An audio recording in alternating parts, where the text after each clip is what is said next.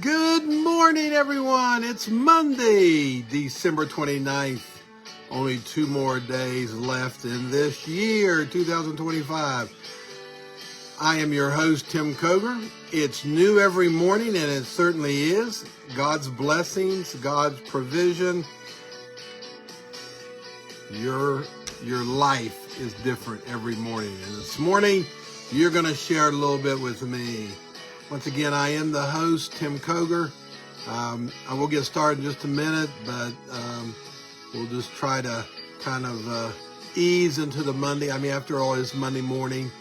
We kind of got to ease into it a little bit. I've been up for a while, preparing some stuff, doing some other things. I'm going automobile shopping today, much needed.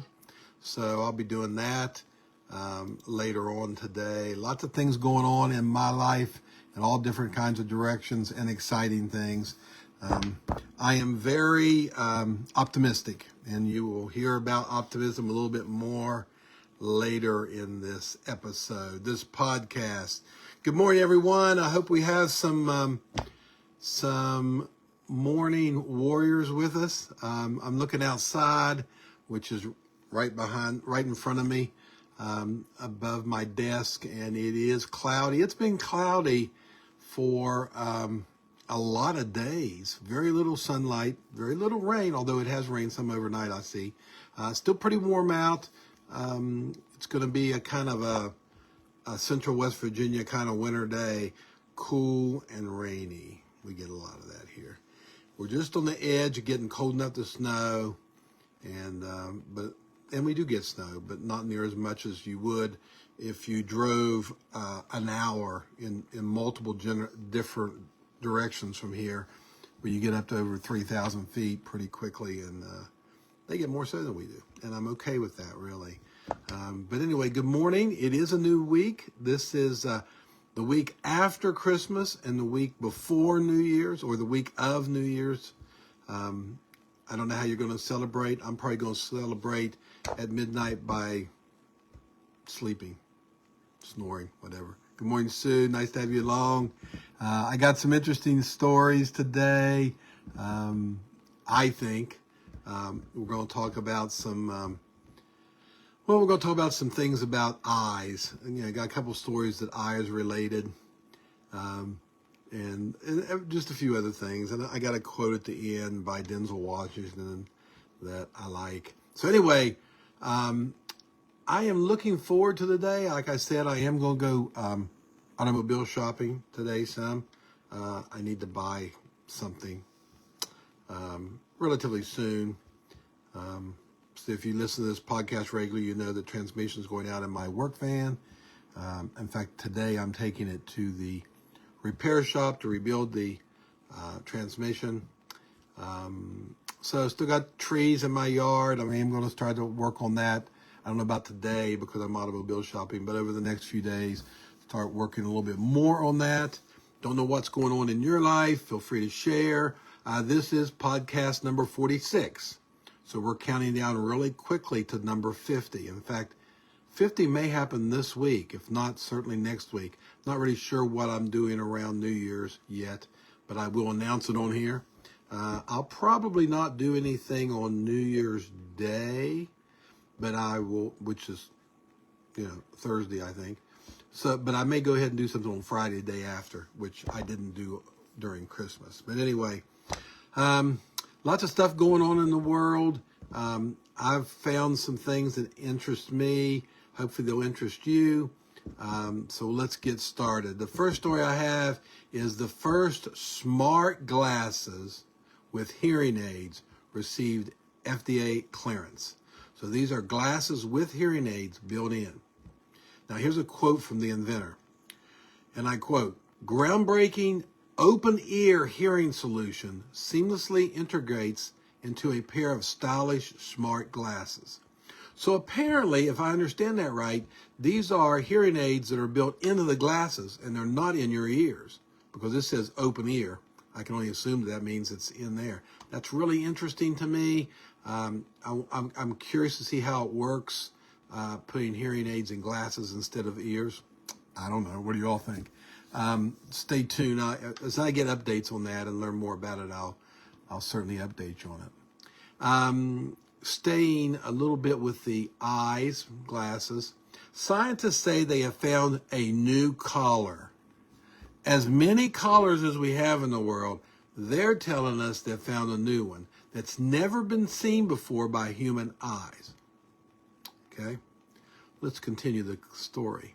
There's a brand new color that's never seen before by humans, and they're calling it it's a blue-green hue. They're calling it Olo. Good morning, Donna. Olo, O-L-O. I'm pronouncing that Olo. I don't know what, who knows. Nice to have you. They say this new color is more saturated. This is the quote from them also. More saturated than any other color that you can see in the real world. Now, they're talking about this. How are they seeing it? Well, these guys have this tool called a Oz vision machine, okay? And it allows them to put a beam of laser pulse into your pupil. There's basically three types of cone cells in your eye. There's an S, an L, and an M. I don't want to get too far down in the weeds, but each one of these does something a little different, wavelength-wise, with blue, green, red, in that order. And in the real world, light simulates the M cone cells, okay? It also triggers nearby S and L cells. But the Oz tool enables researchers to simulate only the M cells in the retina, okay? I don't know, it's a little bit in the weeds for me. But what it does is it sends a unique color to the brain that it never occurred in natural vision, they say. At least that's what they say, I mean, yeah. Now, there are some experts that have contested the claim that there's truly a novel color that was discovered. So there is some controversy here. The research does represent an innovative step toward maybe some health things, though. Maybe some color blindness problems that we may be able to, by using this, figure out that and maybe treat it, or other conditions about vision. Being able to separate out these cone cells and do things separately, once again, gives them more information about the eye, so that there's problems with the eye. Maybe they can get relief besides a brand new color. Okay. So my next question, I have a question for you. Do you have a short attention span? Now, I realize some people have one sometimes, but is it a real problem for you? Do we need to fix this problem for you before it's too late? Now, you may not consider it a problem, but in most circles, it's considered kind of a problem. So the experts have come up, there's a guy named Daniel Pink that is a best-selling author. He's done some different things, and he's given some ideas on how to lengthen your attention span. Let's say it that way. All right. That's not the way he says. That's just kind of the way I look at it. So he said, eliminating distractions. Often, that's the first step, an easy step, if you want to do that. If your attention span on one thing is not long, it might be because there's other things going on around you that's pulling you away, called distractions. Now, those distractions may be what you really want to do. Perfect example. I'll use a perfect example for my wife, okay, and me too, and maybe you. Watching TV and scrolling through my phone at the same time. Well, do I want to watch TV or do I want to look at my phone? Which is it? Or do I want to do both? Well, a lot of times if you're watching TV and whatever's going on doesn't hold your attention, then you're likely to pick up your phone and, or you get a little beep on your phone, you got to see who it is or whatever. It's easy to lose your attention span that way. By eliminating, you're going to do a lot better job of watching TV by eliminating your phone. You're going to do a lot better job of looking at your phone if you just turn off the TV. But, so removing distractions is number one. establishing focus rituals. In other words, I don't know exactly what they mean by that, but the way I understand it is a lot of times you want to focus. People say, oh, I can do 2 or 3 things at a time. Well, you can do 2 or 3 things at a time, but are you doing 2 or 3 things well at a time? Probably not, because your brain is your brain, and it can go 2 different ways, 3 different ways. So maybe you need to build a ritual of doing one thing at a time. Another thing they say is taking breaks.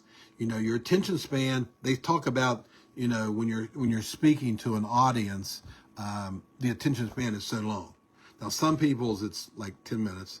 Some people it's 45 minutes. Preaching, for example, preachers that preach over an hour are probably losing people, no matter how interesting what they're saying is, because the attention span is only so long, unless you do something to break it up. Now, in this example, taking breaks, you can't really do that from, typically a pastor is not going to take a break in the middle of his sermon, although Jesus did by doing a prayer in the middle of his sermon. So I don't know, might work. But there's a lot of those kind of things, and these are science-backed practices to help short expansion. And they have done studies and stuff on this. So anyway, we're going to move on from attention span because I've lost my attention in that conversation. All right. Are you ready for a new ride? That's my next question. Are you ready? The world's first mass-produced flying automobile prototype has been unveiled. Now, Air Car is the name of this thing, or this car plane. Anyway, Air Car, that's what they call it. And production prototype has made it public. It came out this spring. It was kind of brought out to the world. There's a 2025 Living's Recognition Award for Engineering Excellence that I think it maybe is in California somewhere. And this is a pretty big event. Morgan Freeman and John Travolta, the names that you may know, presented the car's inventor, Stephen Klein, with a Spatial Recognition Award for Engineering Excellence. Now, this guy's been working on this thing for like 20 years. It has been his dream to convert, a car into a flying car. It's always been his dream, and now it's becoming reality, I guess. He has finally got there. Now, the vehicle already holds a certificate of airworthiness and has successfully completed over 170 flight hours and more than 500 takeoffs and landings. Now, you ready for this? This is the thing that I kind of smiled when I read this. It's capable of an automatic transformation from a car to an aircraft in under 2 minutes. So it goes from car to aircraft in less than 2 minutes. So basically, you're enabled to, drive to the airport and transfer your car and fly away. I mean, I don't know all the details about all this. It's going to be fun to watch. But, for you that are older, like me, not that I'm old, but I'm older than young people, the Jetsons. I mean, we've been watching the Jetsons fly around since like the 70s or whatever. And so they were flying around in their cars. And basically, maybe this Stefan was a big Jetsons fan and said, that is pretty cool. I think I'm going to build one of those. Well, he's done it. And I'm sure we're going to hear more about that. 10 years from now, you may go out in your driveway and get in your car, and instead of driving away, you may fly away. It may go up with a helicopter type thing and then take off. I don't know what's coming, but it will be interesting to see. All right. So, oh boy. This next story is interesting. We'll see what you think of it. In July, there was a study out of Japan. Researchers found that optimists shared similar brain activity patterns when imaging future events. Okay. Pessimists, on the other hand, showed unique and more varied brain patterns. I would say that pessimists are like this, and optimists are more structured. That's what I'd say. Now, let me quote them. This suggests that optimists not only think alike in structural sense, but they also process emotional information about the future differently with greater ability to separate what's good and what's bad, which may help them stay resilient. So basically this study, if I understand what I'm reading, you heard the words. It sounds like that optimists have a unique sense of how to separate good and bad in the future. And pessimists aren't as good at doing that, I guess. I don't know. The study also involved conducting brain scans on 87 participants. And they did this brain scan, then they collected questionnaires from those people to determine their level of optimism. So they separated the optimists and the pessimists through scanning their brain, collecting that data, and then doing a survey to find out what that told them as far as that goes. So anyway, this is like a little peek into positive thinking brains. Maybe it sheds lights on the strong correlation between optimistic individuals and strong social connections. Because a lot of times people that are optimists are more social, for example. This study seems to tell us that the foundation of the social success might be the shared reality. It's not just about having a positive attitude. It's that their brains are literally on the same wavelengths, which will allow them for a deeper and more intuitive kind of connection. That's a quote from them. I'm sorry, I didn't say that. So I don't know what that tells us. I consider myself a pretty positive person. For people that are around me very often, I would say that they probably consider me a pretty positive person. I am somewhat social as well. I'm not super social, but I'm somewhat social. But anyway, maybe my brain's just working different than some people's. I don't know. I think people that know me well would say I'm definitely unique. I mean, they call me strange. They use the word strange. Good morning, Janet. They will call me strange. I like to think of unique, which is the positive version of strange. Anyway, I got one quote for you from Denzel Washington to wind up the day. And this is something we all need to take to heart. If you pray for rain, you pray for rain. He doesn't say if. You pray for rain, you got to deal with the mud too. That's part of it. That's his quote. You pray for rain, you got to deal with the mud too. That's part of it. And he's absolutely right. When you pray for something, whatever it is, rain, you have to deal with the consequences of your answered prayer. And when you pray for rain, the consequence is mud. So Denzel Washington said that. I think it's a good word. I think that when we pray for something, we got to be prepared for what it will bring. There's a law of physics that says for every action, there's a reaction. I think that's right. I never took a physics class, but I believe that's correct. For every action, there's a reaction. And so for every answered prayer, there's going to be consequences that come with that answered prayer that you may not have thought of before you prayed about. So be careful what you pray for. Be sure you're ready for it all right? Because God will give it to you all of it, the rain and the mud. With that, I'm going to wind up the day. I hope you have a wonderful, blessed day. I'm looking forward to being here again, 7:30 tomorrow morning, where I'll have some more interesting stories to share with you. So have a blessed day. Bye-bye, and I'll see you tomorrow morning.